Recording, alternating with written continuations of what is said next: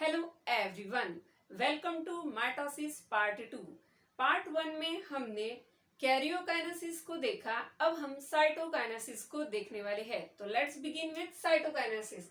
Now cytokinesis क्या है? Cytokinesis is nothing but division of cytoplasm. क्या है ये? साइटोप्लाज्म का डिवीजन है। नाउ हमने न्यूक्लियस को डिवाइड कर लिया। न्यूक्लियस को डिवाइड कर कर सेल इज रेडी। सेल क्या है? पूरी की पूरी तरह से ये रेडी हो चुकी है। सारे जो भी यहाँ सेल की जितने भी यहाँ पर जो कंपोनेंट्स थे वो सारे के सारे डुप्लीकेट होके अब डिवीजन के लिए सेल रेडी है। नाउ फाइनल जो डिवीजन होना है वो डिवीजन है साइटोप्लाज्म का। जब हम एनिमल सेल की बात करते हैं तो एनिमल सेल में ये जिस प्रोसेस से होता है इट इज नोन एज फरोइंग। और अगर हम प्लांट सेल की बात करें तो प्लांट सेल में ये जो होगा with the help of nothing but formation of cell plate.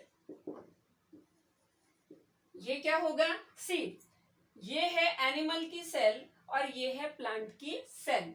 Animal cell की हम बात करें तो ये सेल फरो से होगा और यहाँ अगर हम प्लांट सेल की बात करते हैं तो ये सेल प्लेट के थ्रू होगा। अब ये ऐसा डिफरेंस क्यों है?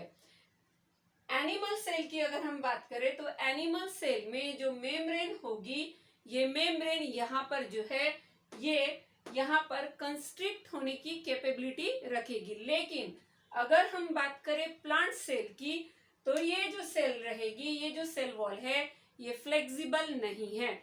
इसी वजह से बाहर से अंदर के साइड से यहाँ पर डिवीजन नहीं हो सकता है। क्लियर है?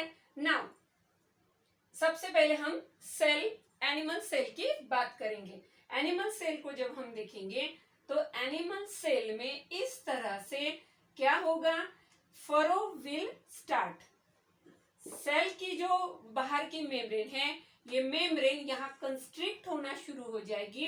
कंस्ट्रिक्ट होते होते ये डीप अंदर जो है इस तरह मूव होगी और जैसे ये इस तरह मूव होगी finally it will get divided into two cells. Finally ये कैसे डिवाइड होगी?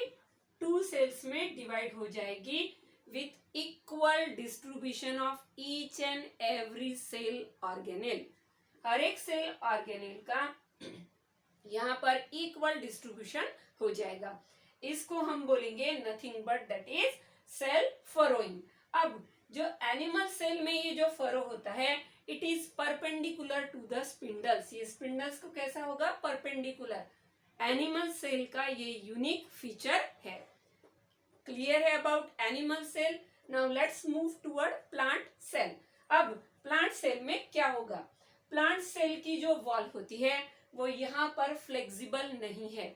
ऐसी न होने की वजह से ही यहाँ पर बाहर से अंदर के साइड डिवीजन नहीं किया जा सकता। क्या होगा? जो सेंटर में इसके इस तरह से ये प्लेट फॉर्म होगी जिसको हम बोलते हैं सेल प्लेट। जो वेसिकल्स होते हैं ये सेल प्लेट को बनाते हैं।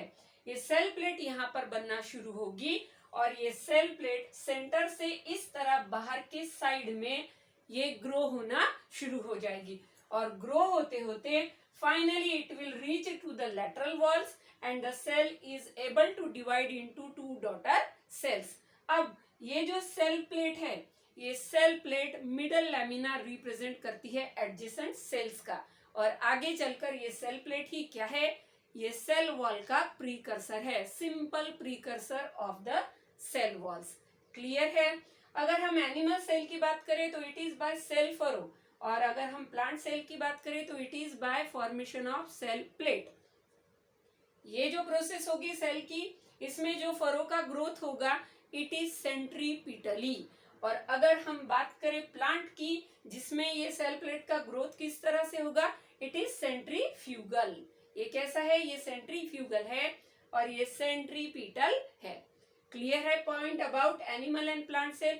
अब क्या होगा जब इस तरह का डिवीजन होता है तो न्यूक्लियस का डिवीजन होने के बाद तुरंत कभी कभी साइटोप्लाज्म का डिवीजन होता नहीं।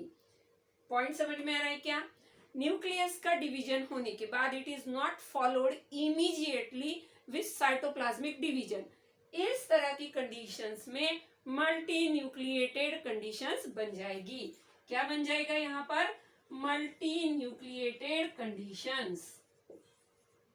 अब ये जो मल्टी न्यूक्लिएटेड कंडीशंस है, ये कहाँ को, ये जो मल्टी न्यूक्लिएटेड कंडीशन है, it will give rise to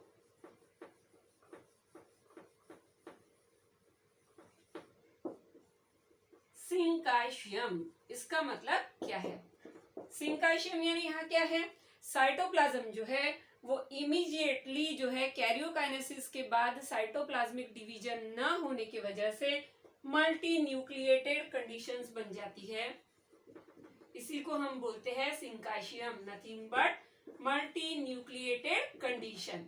अगर हम इसका एग्जाम्पल लेना चाहे तो यहाँ पर एग्जाम्पल है liquid endosperm of coconut.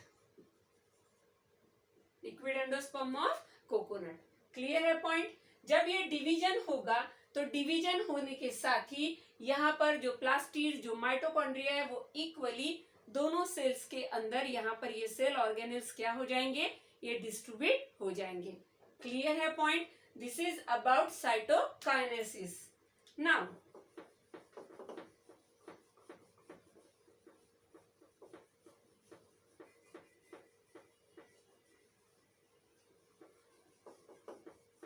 Importance of mitosis. अब हम माइटोसिस का इंपॉर्टेंस देख रहे हैं। माइटोसिस क्यों जरूरी है? We know mitosis is very important and the prominent phenomenon of diploid cells। लेकिन हमने इंट्रोडक्शन में ही बात की कि some social organisms like honeybee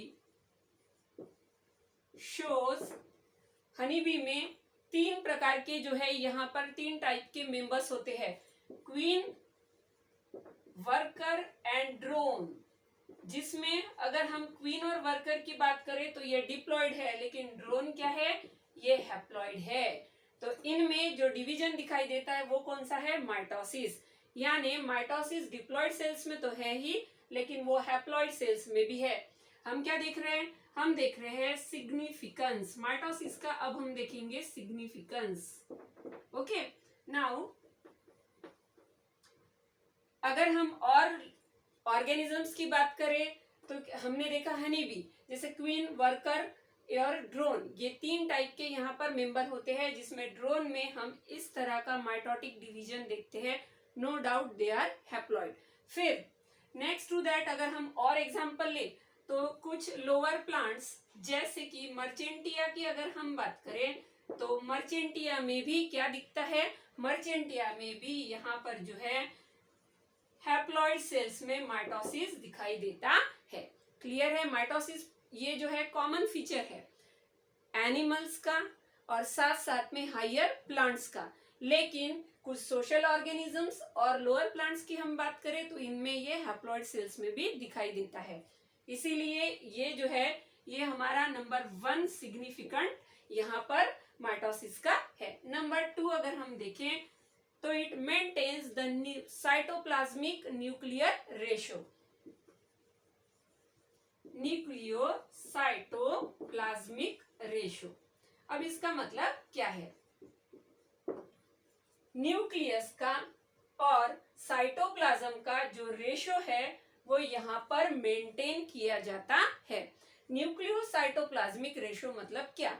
जो पेरेंट सेल रहेगी उतना ही सबका सब अमाउंट यानी न्यूक्लियस का मटेरियल प्लस साइटोप्लाज्म का मटेरियल ये डॉटर सेल्स में प्रेजेंट होगा। यहाँ पर भी प्रेजेंट है तो दोनों सेल्स के अंदर भी प्रेजेंट है। तो क्या हुआ? यहाँ पर न्यूक्लियो साइटोप्लाज्मिक रेशियो मेंटेन किया बोथ क्वांटिटेटिवली एंड क्वालिटेटिवली। अब ये क्यों जरूरी है? स्पीशीज को अगर एग्जिस्ट करना है तो यहाँ पर जो है इस तरह इनका रेशियो मेंटेन करना जरूरी है। क्लियर है point? Now next to that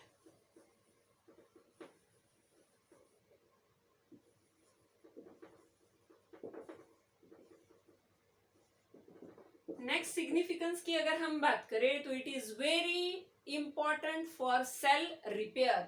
mitosis is significantly play role in cell repair. अगर हम बात करें फॉर एग्जाम्पल इपिडर्मल सेल, ठीक है, इपिडर्मिस सेल की अगर हम बात करें, साथ में गट्स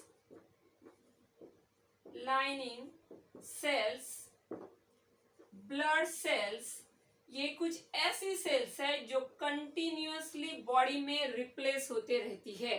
इनकी जो लाइफ स्पैन है वो होने के बाद उसके जगह दूसरे सेल को रिप्लेस कर दिया जाएगा. तो इपिडर्मल सेल्स, गट की लाइनिंग की सेल्स और ब्लड सेल्स यहाँ पर जो है कंटिन्यू बॉडी में रिप्लेस होते रहती है.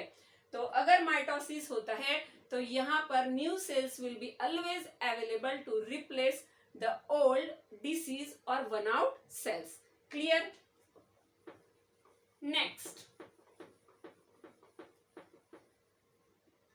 It is very important for growth and development.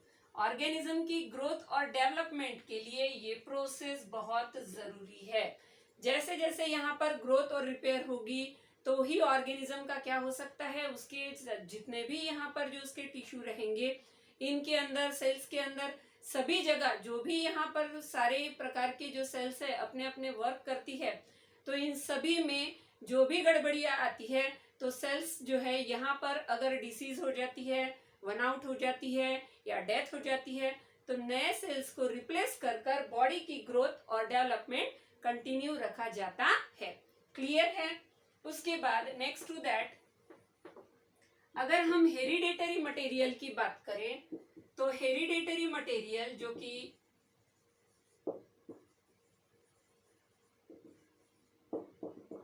DNA, chromosomes, अगर हम इनकी बात करें तो इनका भी पेरेंट और डॉटर सेल में क्या है, इनका पेरेंट और डॉटर सेल में इक्वल डिस्ट्रीब्यूशन है. मतलब ये क्या करता है, ये यहाँ पर इसको भी कांस्टेंट मेंटेन रखने का काम करता है.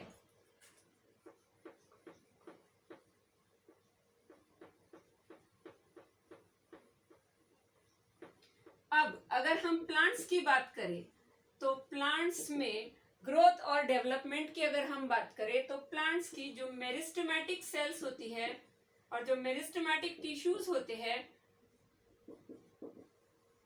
इनका भी यहाँ पर कंटिन्यूअस ग्रोथ चलती रहती है और यहाँ पर भी सेल्स जो है वो कंटिन्यू ऐड होती रहती है, जिसमें हम लैटरल कैम्बियम की अगर बात करें तो क्या होगा, ये मेरिस्टेमेटिक टिश्यू क्या होते हैं, मेरिस्टेमेटिक टिश्यू ऐसे टिश्यू होते हैं जो कंटिन्यू ग्रो होते रहते हैं और यहाँ पर डिवीजन में के लिए जो है यहाँ पर ऑलवेज जो है इनकी जो सेल्स होती है ये डिवाइड होती रहती है और डिवीजन होकर क्या होगा, यहाँ पर डिवीजन होकर प्लांट की ग्रोथ और उसका रिपेयर, उसका डेवलपमेंट, ये सभी प्रोसेसेस चलती रहेगी. मतलब माइटोसिस क्या करता है, माइटोसिस ये सेल को उसकी ग्रोथ और डेवलपमेंट के साथ साथ यहाँ पर जो भी कुछ रिपेयर है या कुछ भी है तो इसी के लिए नए सेल्स प्रोवाइड करता है.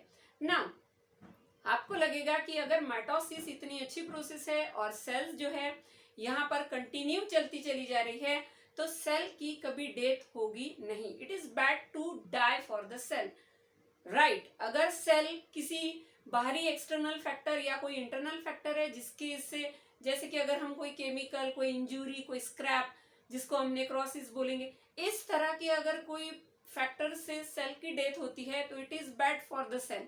बट अगेन एक नया फिनोमिनन है जिसको हम बोलते हैं प्रोग्राम सेल डेथ. अब क्या है इसका meaning, program cell death.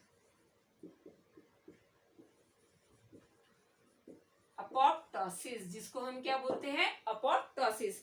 Now कुछ सेल्स जो है यहाँ पर जो है अपना कंट्रोल खो देती है, कुछ सेल्स क्या होती है, कुछ सेल्स जो है वो एबनॉर्मल सेल्स की तरह काम करती है.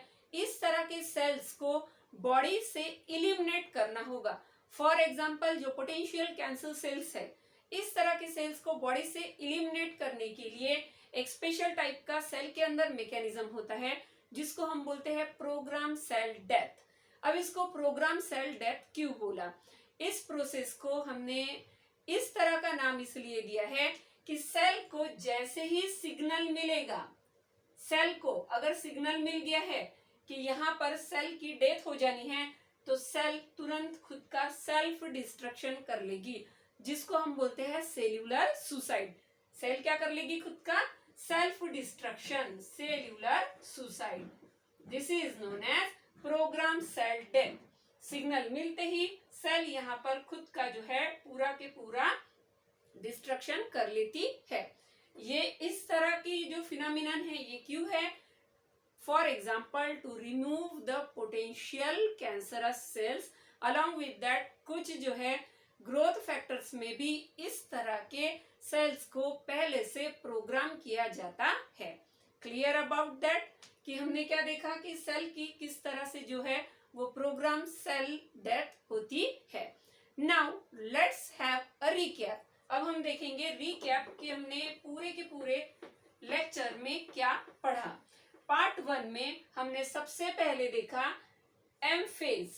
एम फेज में हमने शुरू कर दिया था कैरियोकाइनेसिस को। इंटरफेज के G2 और S फेज में जो डीएनए मॉलिक्यूल्स रहेंगे ये इंटरवीन होते हैं, बहुत ही ज्यादा यहाँ पर ये जो है टैंगल्ड होते हैं। इनको अनटैंगल कर कर इनका डिस्ट्रीब्यूशन करने का जो प्रोसेस होगा वो हम अपने अगली फेज में करते हैं, जिसको हमने कहा एम फेज। एम फेज को हम 4 सब फेजेस में डिवाइड करते हैं: prophase, metaphase, anaphase and telophase.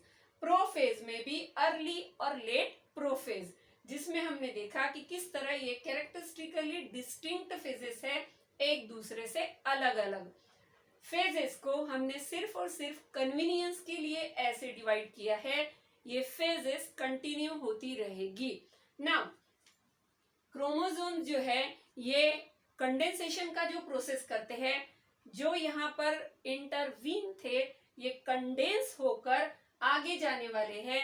तो जो कंडेंसेशन का प्रोसेस है वो मेटाफेज में नियर अबाउट कंप्लीट हो जाता है। इट इज कंप्लीटेड, पूरा के पूरा ही कंप्लीट हो जाएगा। किसमें? वो मेटाफेज में कंप्लीट हो जाते हैं। तो अगर हमको क्रोमोसोम की मॉर्फोलॉजी अगर पढ़नी है तो हम किस फेज में पढ़ सकते हैं? In metaphase, because they are clearly visible in metaphase. Now उसके बाद हमने देखा ये असाइन हो जाएंगे। फाइबर जो है इनको पूल करने के लिए वहां पर जो स्पिंडल फाइबर्स है वो वहां पर रेडी होते हैं। जो डॉटर हमारे क्रोमैटिड्स है, ये डॉटर क्रोमैटिड्स ही हमारे फ्यूचर न्यूक्लियाई का क्या है? हमारे फ्यूचर न्यूक्लियाई का ये हेरिडेटरी मटेरियल है। फिर इनका पूलिंग होने के बाद जितने भी यहाँ पर जो स्ट्रक्चर्स यहाँ पहले जो डिसअपियर हुए थे वो क्या हो जाते हैं? फिर से रिफॉर्म हो जाते हैं। And nucleus is finally divided into 2 parts with equal distribution of genetic material. उसके बाद अगर हम साइटोकाइनेसिस की बात करें तो साइटोकाइनेसिस एनिमल सेल में बाय सेल फरो एंड सेंट्रीपिटली, और अगर हम प्लांट की बात करें तो प्लांट में by cell plate formation and centrifugally. Clear है? फिर हमने देखा माइटोसिस का importance. This process is very important for growth and development of all living cells. जितने भी सेल्स यहाँ पर होगी इन सब के लिए ये जरूरी है।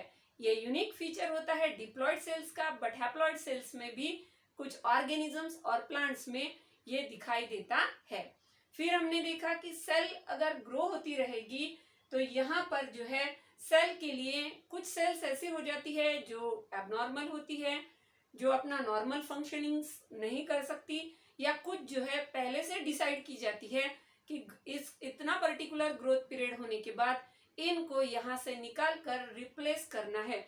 इस तरह के सेल्स में प्रोग्राम सेल डेथ का मैकेनिज्म होता है, जो कि हमको अलग अलग हार्मफुल सेल से बॉडी को बचाए रखने का काम करता है। This is about mitosis. Complete हमने देखा कि किस तरह से माइटोसिस ये होगा in details. Hope today's lecture will be helpful for you. Have a nice